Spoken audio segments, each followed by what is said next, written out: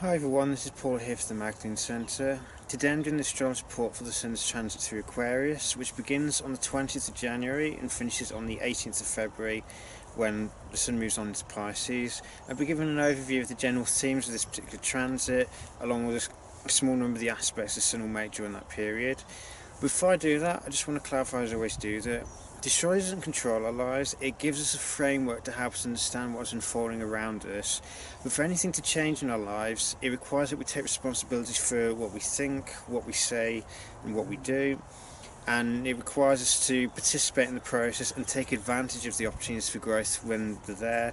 But it doesn't happen automatically. We actually have to participate in the process and take responsibility for our actions in the process. Now, in terms of the Sun's transit through Aquarius, this is the natural step on from Capricorn. So Capricorn is knowing ourselves, or pursuing the line of work that is best aligned with who we are. So is making sure our public sense of identity is aligned with our roots.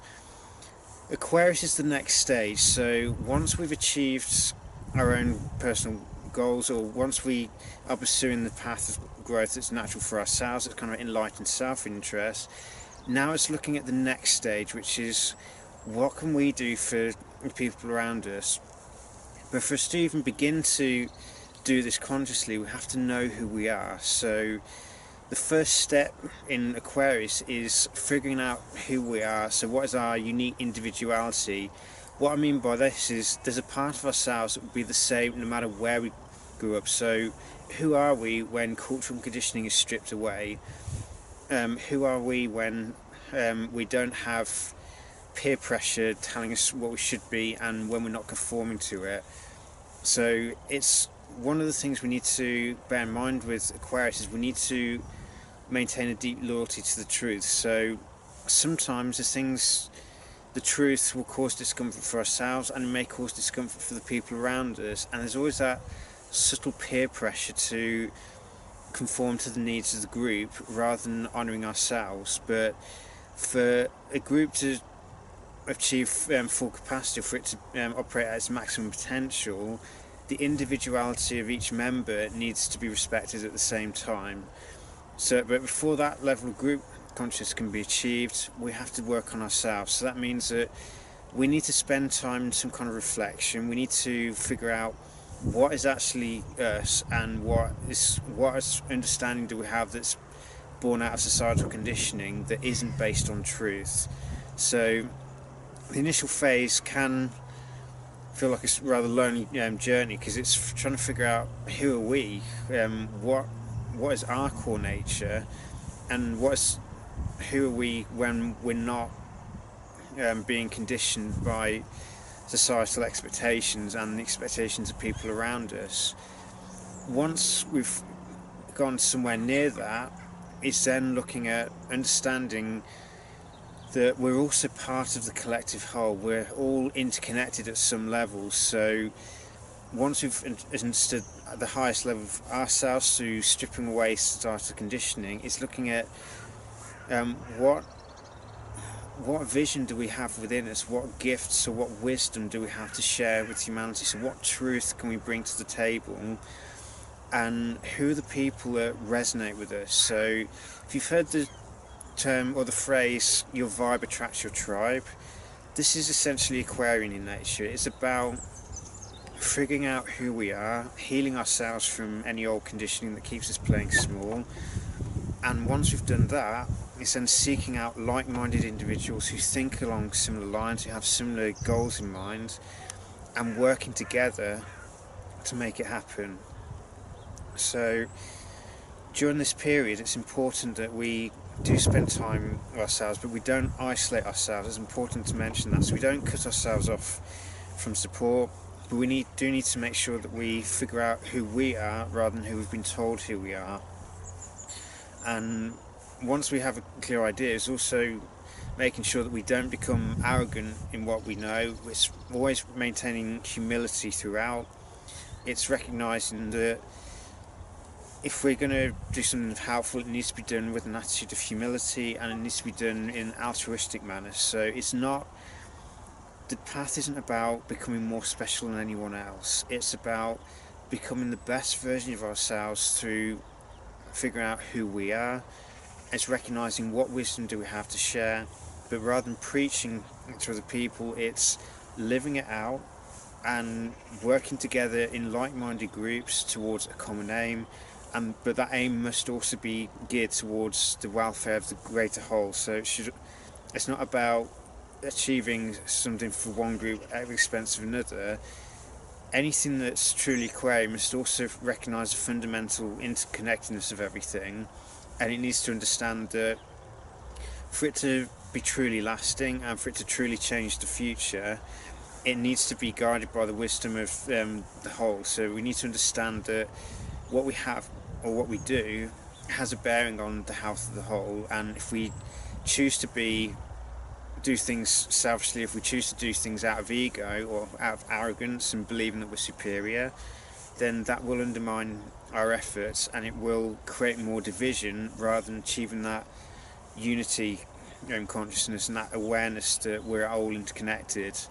So this isn't about feelings of oneness as such, that's more Pisces. This is more about the mental perception of it through stripping away low level thinking and opening the mind up to new layers of reality, new layers of perception, and it's tapping into the higher mind and being prepared to make changes in alignment with the truth, as long as what we're doing is honest and is based on truth and not just a need to be arrogant and unconventional. Because the shadow side of Aquarius is like the rebel without a cause. All that transformative energy, all that energy that's meant to be there to protect ourselves from sacrificing our own truth.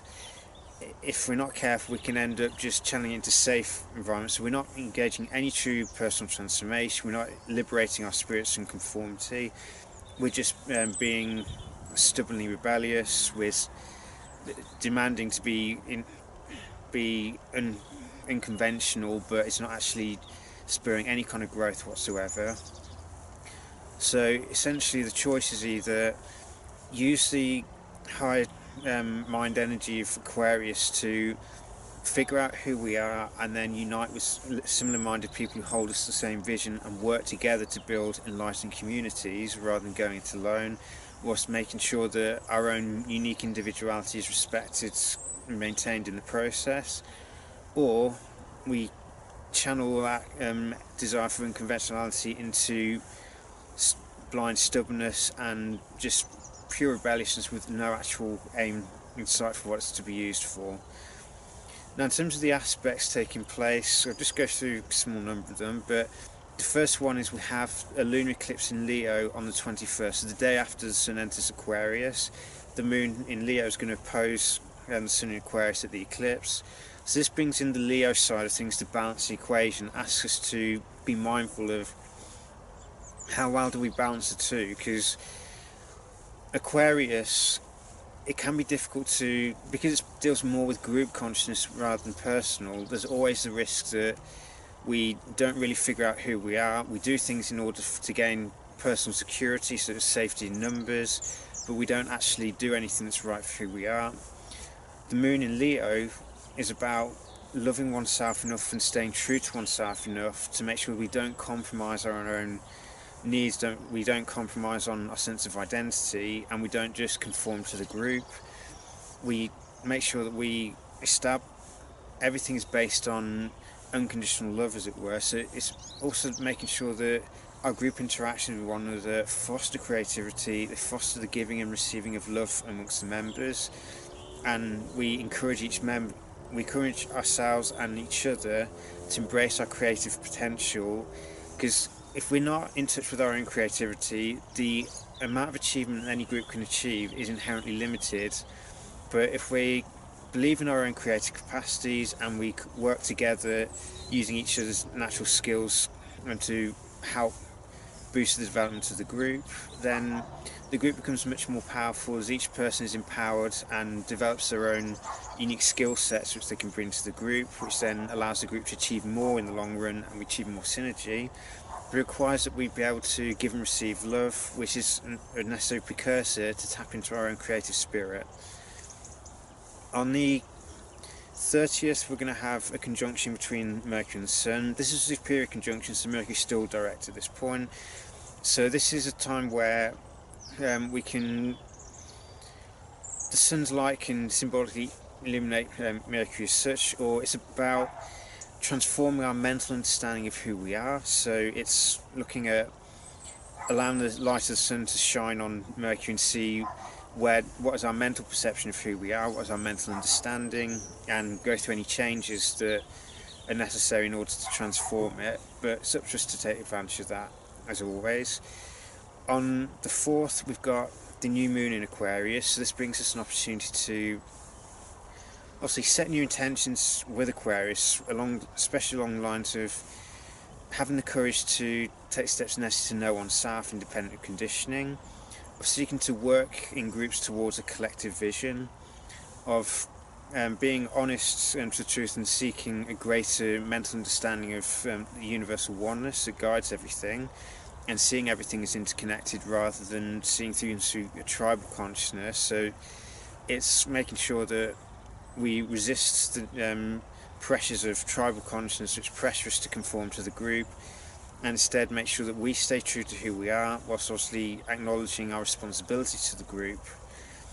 And on the same day, the Sun will semi-sextile Saturn, so this aspect kind of challenges to make sure that we remember the discipline factor, that we maintain that patience, self-discipline and self-control during the process, because the energy of Aquarius can often elicit a more rebellious spirit. So Saturn in Capricorn reminds us that if we have responsibilities, they need to be maintained. A few days later, the Sun also semi-sextile Pluto, so again it's an opportunity to transform our sense of who we are through stripping away the layers of ego that stand in between who we think we are and who we really are. And towards the end of the period, so just before the Sun moves into Pisces, Sun will try and power Athena, so this gives us an opportunity to develop a greater personal integration. So it's looking at greater wisdom, greater capacity to heal ourselves. It's also looking at, because Pallas is going to be in Libra, so it's incorporating a greater degree of balance or understanding of the need to balance the different polarities within us to help us understand ourselves. And that's just before and shortly after that, the Sun will sextile Chiron, but by that point Chiron will be moving into Aries, so this sextile is just before the Sun enters Pisces, and it highlights, or gives us an opportunity to highlight the wounds of disconnection that limit ourselves and limit us from expressing ourselves as authentically as possible. So it's a fair bit to take on board. Oh, one thing I've forgotten to mention, on the 8th the Sun will be sextile to Jupiter, so this gives us an opportunity to develop a greater degree of self-understanding, to see where beliefs held could actually be holding us back, especially if they're limiting ones or based on a tribal level of understanding or based on expecting things to be done through conformity.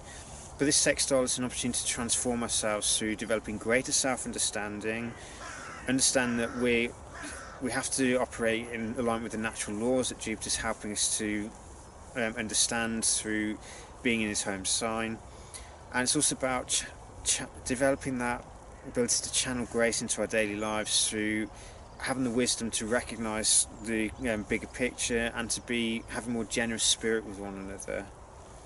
So I hope that's a useful guide for the Sun's passage through Aquarius. As I said, the main thing is that it asks us to be true to who we are, but it's also looking at the bigger picture, looking at the higher vision that we want to manifest, and then working towards uniting in groups of like-minded individuals who operate or vibrate at the same kind of level of us. So it's making sure that if we want to pursue a goal that's about empowerment, then we try and unite with like-minded individuals who are also seeking personal empowerment and empowerment of the group, and then working together, enlightened communities can be built up through bringing people who have diverse backgrounds together into groups united around common causes, whilst also making sure that the individual skill sets of each member is appreciated and utilised. and that each person is given the freedom to be who they are, whilst obviously being supported by the group towards whatever goal has been set. So may the sun's passage through Aquarius bring you many new insights and many blessings. Take care.